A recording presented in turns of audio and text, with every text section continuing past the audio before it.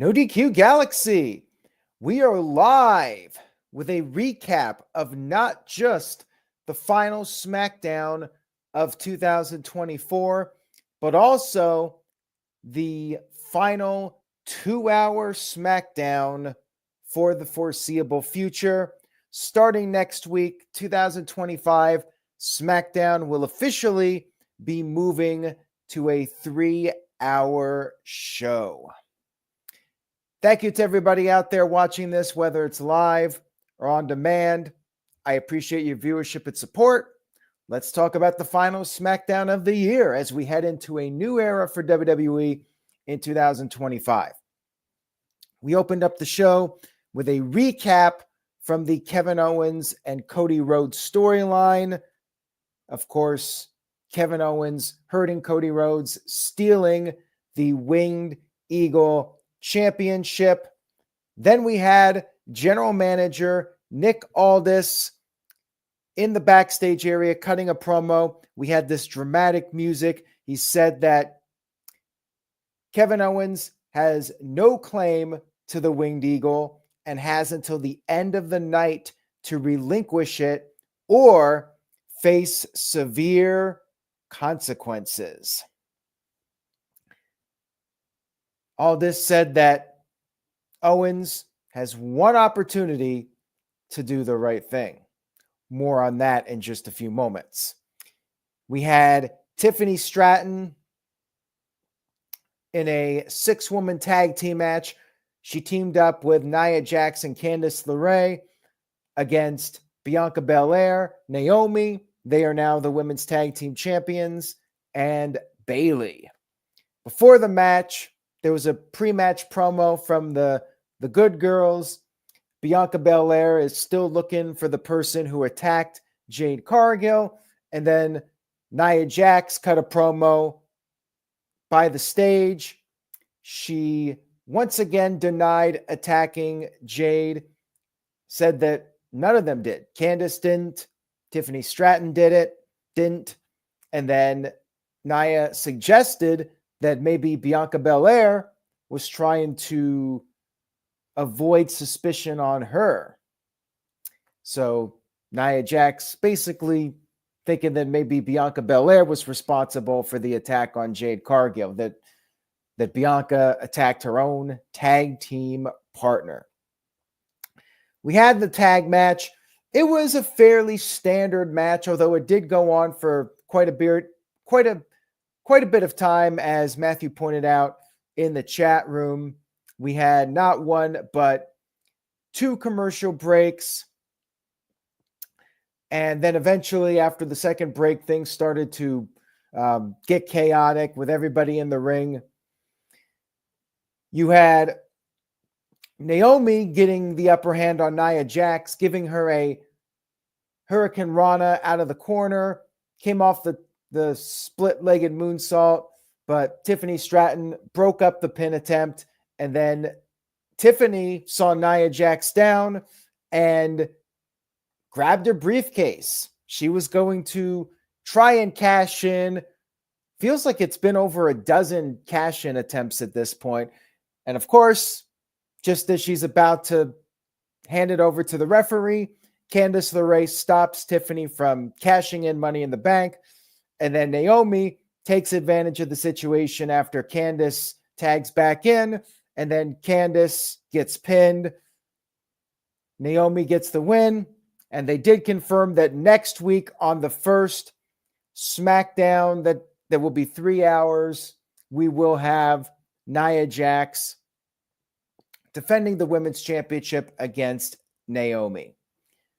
Match was fine, maybe a little bit too long. Naomi gets her opportunity next week. They got something for this first 3-hour show. It was fine for what it was. We had Sami Zayn backstage with Nick Aldis talking about how he wanted a crack at the Bloodline, but then Carmelo Hayes interrupted. One of these segments where as soon as Carmelo walks in, you're like, okay, they're setting up a match here. Sure enough, Carmelo was being disrespectful. Sami Zayn proposed a match. And Nick Aldis agreed. So there you go. I feel like these types of segments, they're done a lot, and sometimes they feel natural, but sometimes they don't. And this was one of those that just, to me, felt very forced, did not feel organic whatsoever. When you know exactly how it's going to play out, oh, they're just setting up a match for later. Kind of boring, in my opinion. I wish they would change it up a little bit, find different ways to build up matches. We had Braun Strowman going up against Austin Theory with Grayson Waller out there. Austin Theory is basically enhancement talent at this point.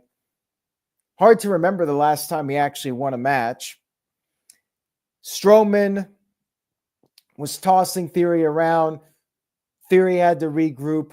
And eventually, after the break, Theory was able to get the upper hand, but then he made the mistake of slapping Braun Strowman, and Strowman fought back. He sent Theory over the top rope onto Waller.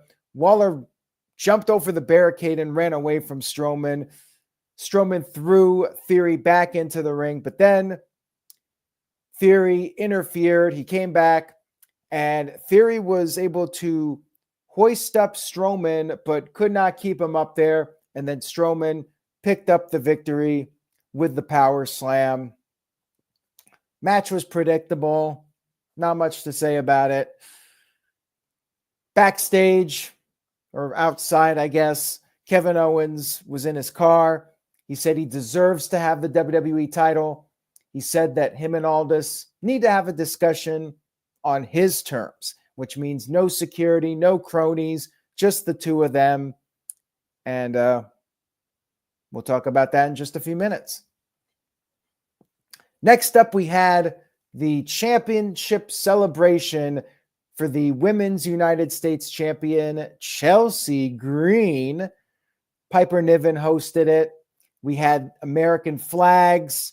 It was like President of the United States, but celebrating Chelsea Green as the Women's United States Champion. Chelsea Green comes out there. She cuts her promo. I like Chelsea Green. She definitely deserved this opportunity. Unfortunately, this segment kind of died.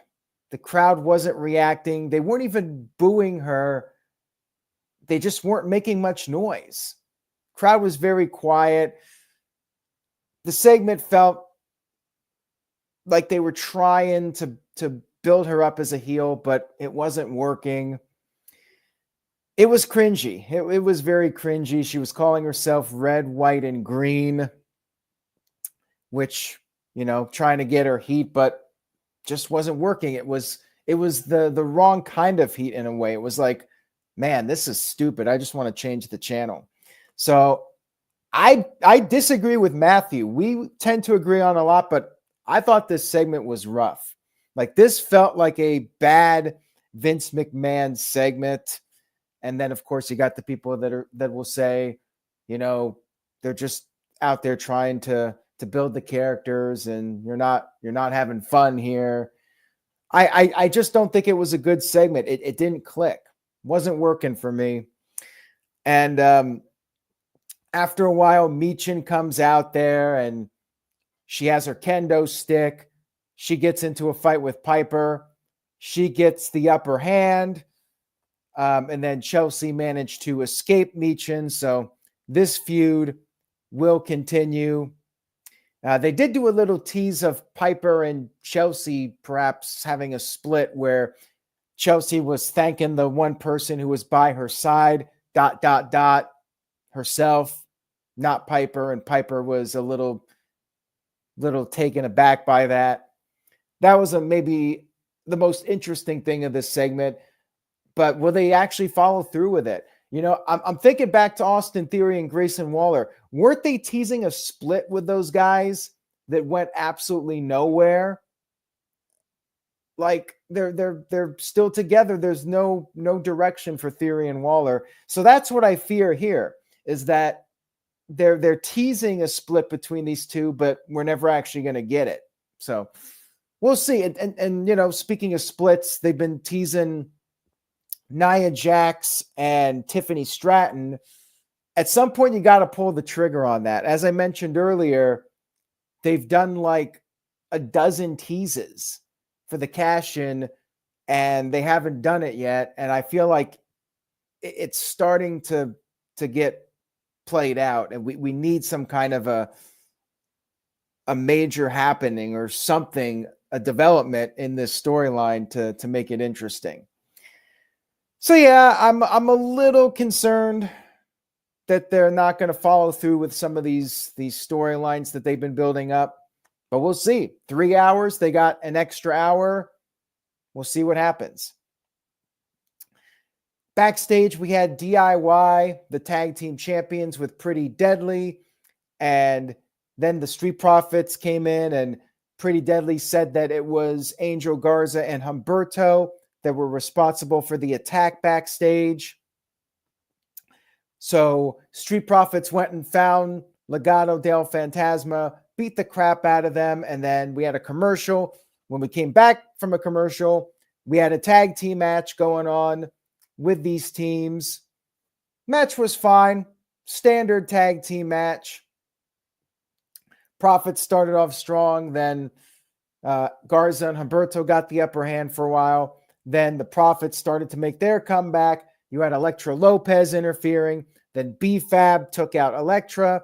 And then the Profits picked up the win with the Doomsday Blockbuster. Match was all right.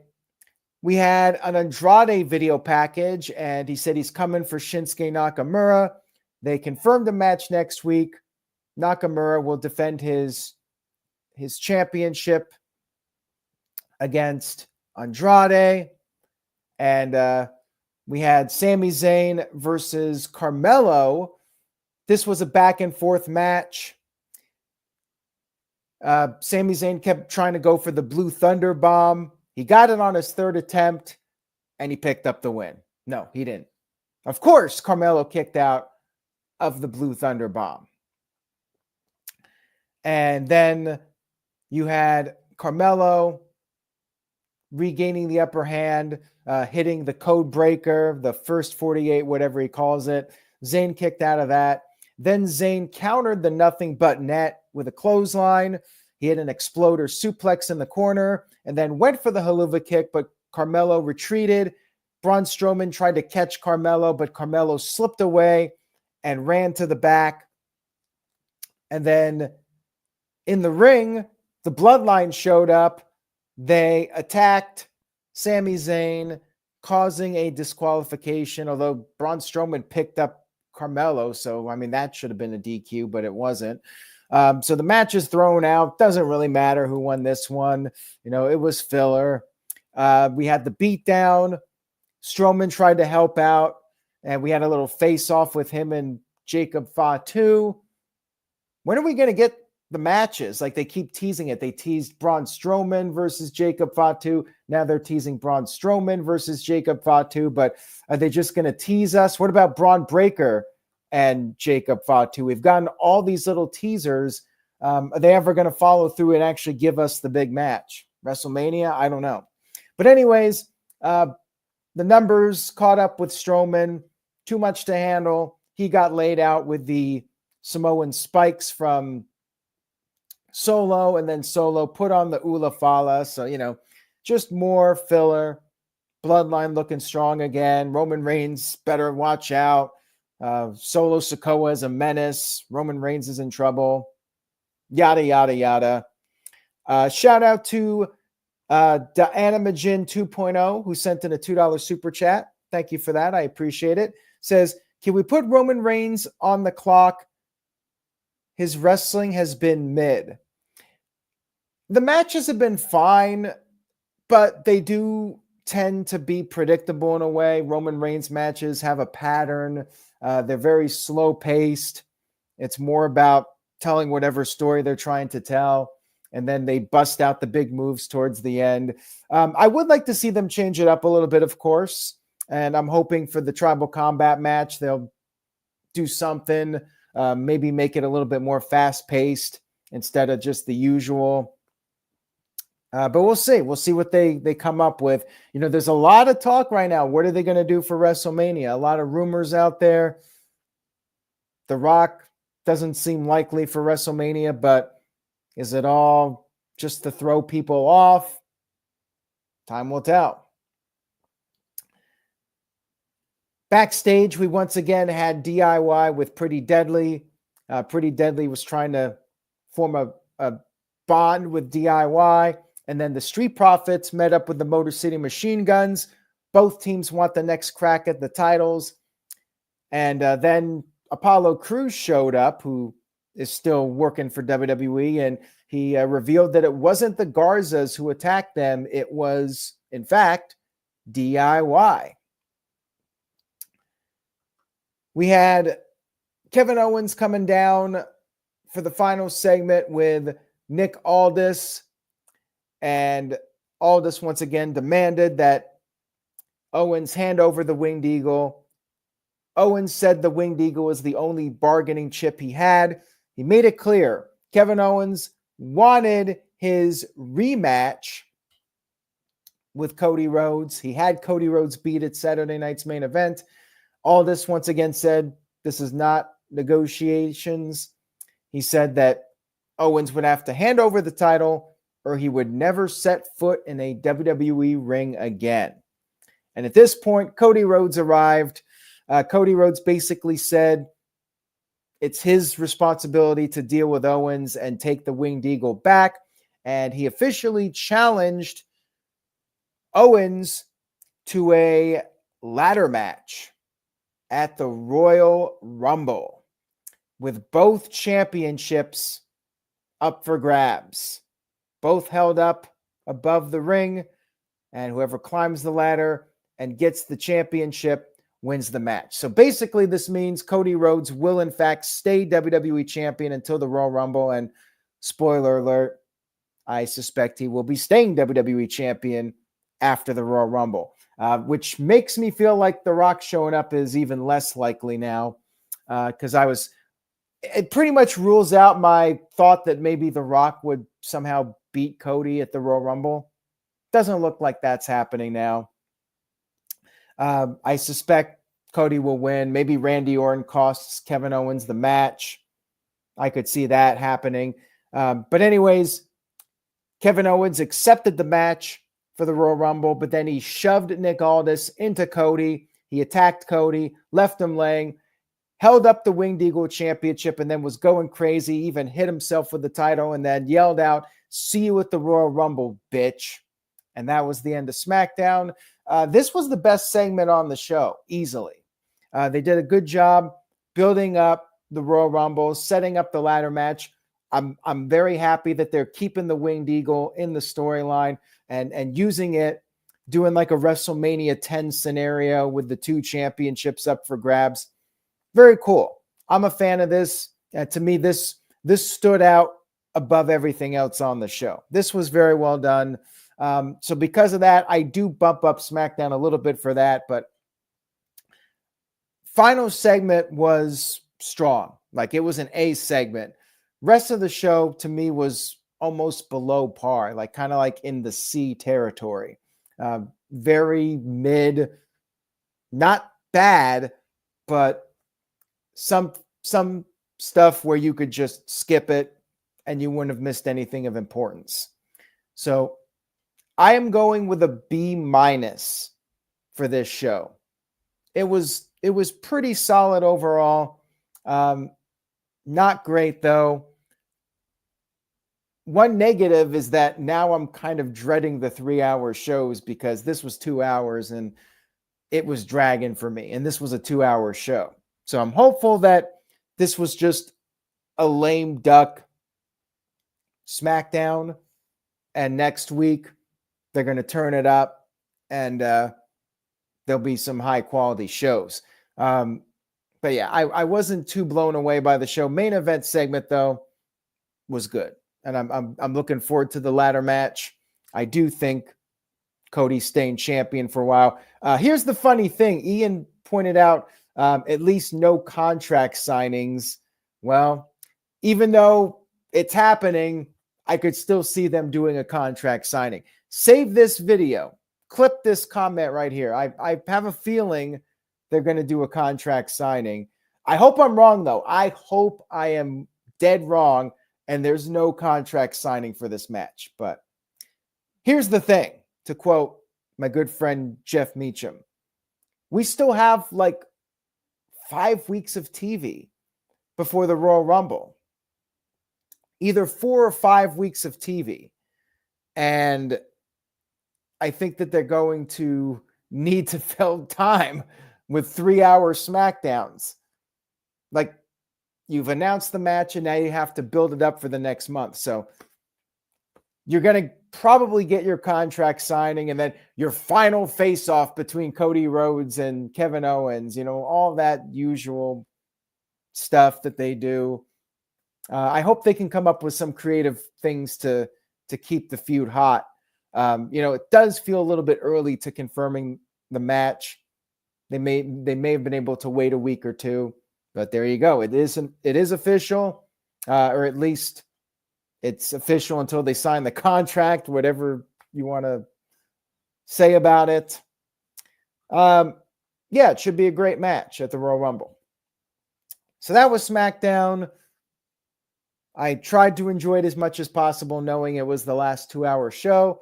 Hopefully next week things start to pick up as the Royal Rumble build really kicks into high gear and, we start to build towards WrestleMania. That was it. That was a wrap for SmackDown in 2024. And we got more before we wrap up the year. Saturday night is AEW's World's End pay-per-view.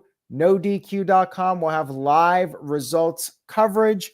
And then after the show, approximately midnight, I will be on here to give my thoughts on the show. And then Sunday night, 8 p.m. Eastern, 5 p.m. Pacific, the final No DQ review of 2024. We'll talk about the latest rumors and news going on. So make sure you guys tune in Sunday night for the No DQ review, 8 p.m. Eastern, 5 p.m. Pacific. And then Raw, the final Raw on the USA Network. Recap of that will be this coming Monday. That's all I got for tonight, though. I'll see you guys this weekend. Enjoy World's End for those of you watching it. And if not, again, check out NoDQ.com for results coverage. Say yes to NoDQ.com, and I will see you all next time.